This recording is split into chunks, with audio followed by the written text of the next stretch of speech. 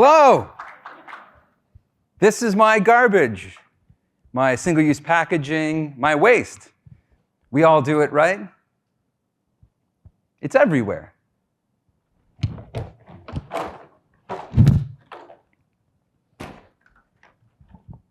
It's in every corner of our homes.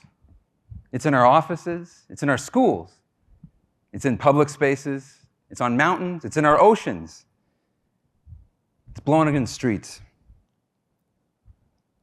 The thing is, we've normalized this. But let's not confuse normalized with what's natural, because this is the least natural thing that has ever been produced on the planet. So much so that it's anti-nature. And we humans are the only species to have ever produced this. It's what separates us most from all other species on the planet. And at the end of the day, this is our calling card.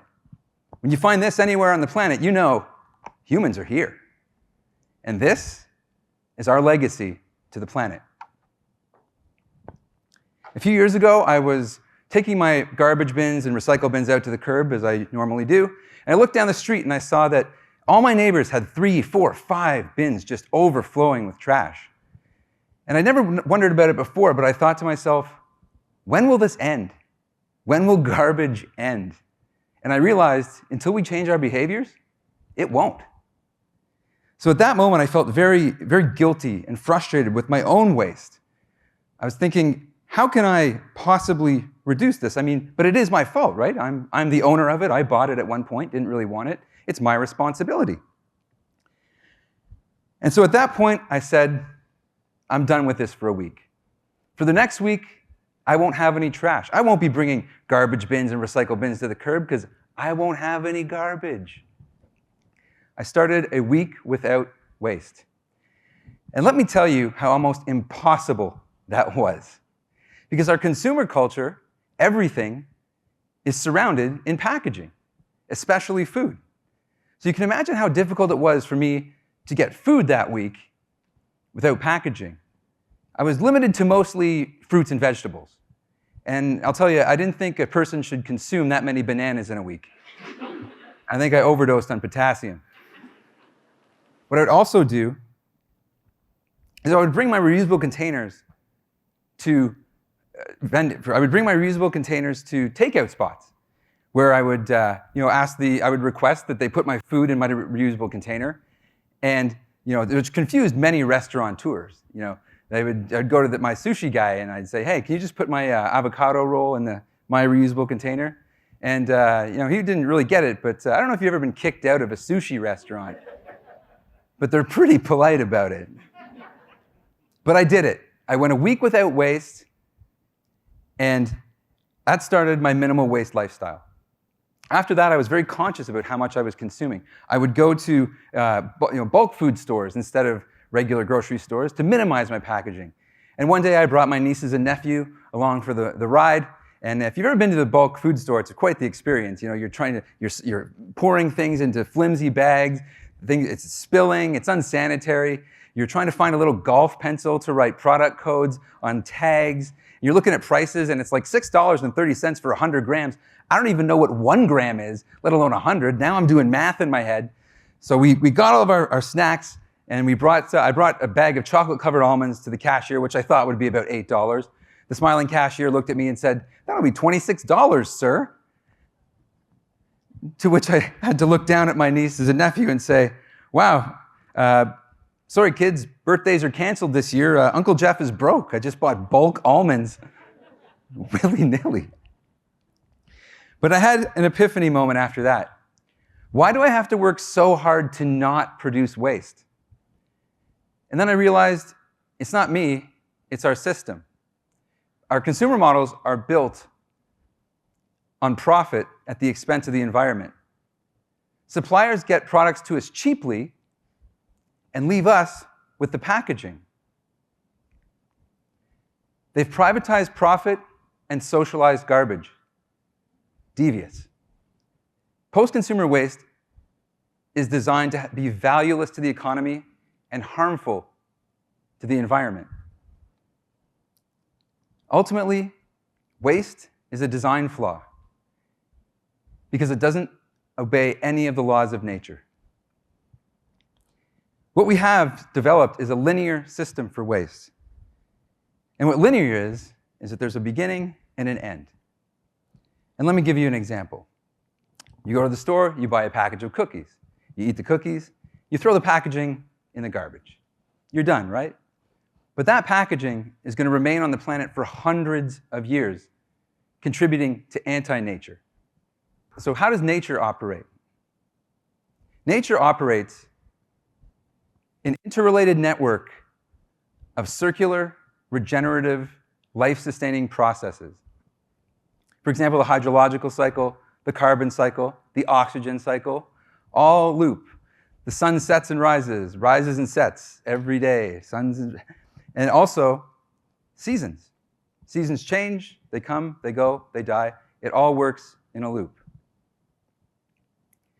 It's the circle of life, right? It's infinite. Our linear system is finite.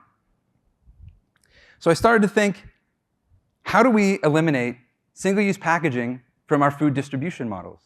How do we get food to people without waste? So I came up with an idea and a concept, and I started a company. And we now produce technology that makes it easy for food supply chains to shop, ship, and sell without waste. Here's an example from the consumer side. You can bring any container you want, any reusable container, to a grocery store, in offices, hotels, condos. You press and hold a button, and it shows you exactly how much product you're getting in price and weight in real time. It also minimizes food waste. Now that's how it works on this, for the consumer side. For the supplier side, we provide them with cartridges that they fill and seal at the factory, and then they ship them off to the vendor. And then you bring your reusable cartridge to the machines, and there you go. Simple, circular, zero-waste food solutions. Now, we thought this technology would be great in grocery stores, but we've received demand from all over the world, not only from food vendors, but from hotels, offices, colleges, condos, many industries wanting to reduce their single-use packaging on the planet. In fact, we even caught the eye of Google, and we're a winner of their 2023 Single-Use Plastics Challenge globally. Thank you. I'm excited for solutions like this and many others across the planet emerging, and people taking an interest in reducing waste. Because it's about time. Because for so long, industry has somehow endowed us with the right to unapologetically impose our toxic waste onto every other species on the planet. We take no responsibility or accountability. It's wrong, it's unacceptable, and it's destabilizing the planet and our place within it. Which leads me to the point. Humans are garbage. And I mean that quite literally. Humans are garbage, I mean that quite literally, and that's literally with 2 T's, pun intended. Think about it. Humans, it's a statement that's very, how do you feel? Humans are garbage, how do you feel about that? Is it offended? Are you offended? Does it sit well? Probably not. But we're the only species to ever produce it. It's our concept. We each produce it every single day. And the waste we've produced in our life is going to remain on the planet for hundreds of years, long after we're gone. And it's recently been discovered that the waste we are producing is breaking down into microfibers and microplastics, which is getting into our food supply, our water supply, and ultimately into us. We are slowly becoming the waste we are producing. But it hasn't always been this way. For most of humans' life on this planet, we lived without waste. And I know it seems impossible now, but we've done it before, and we can do it again. Other species do it all the time. There's a lot of giraffes, elephants, and bears walking around out there who have never produced a single unit of garbage. And unless they're exposed to ours, they're doing just fine. We're at a critical point now in the human story, and we have two paths to choose from. One, we can continue with our current story, which is known as the Anthropocene, which is human domination over the planet. And collectively, our various types of waste are responsible for ocean toxification, ecosystem destruction, species eradication, and we're driving climate change. We can continue with this story. Business as usual. 8 billion people in industry producing a limitless amount of waste indefinitely. But there's only one outcome to this: failure. It's not if it will fail, it's when it will fail. And right now, we're at the frontier of the collapse. We've had a century of a very fun, convenient, irresponsible relationship with waste. But this relationship is toxic and it's abusive. We need to form a new relationship with the planet.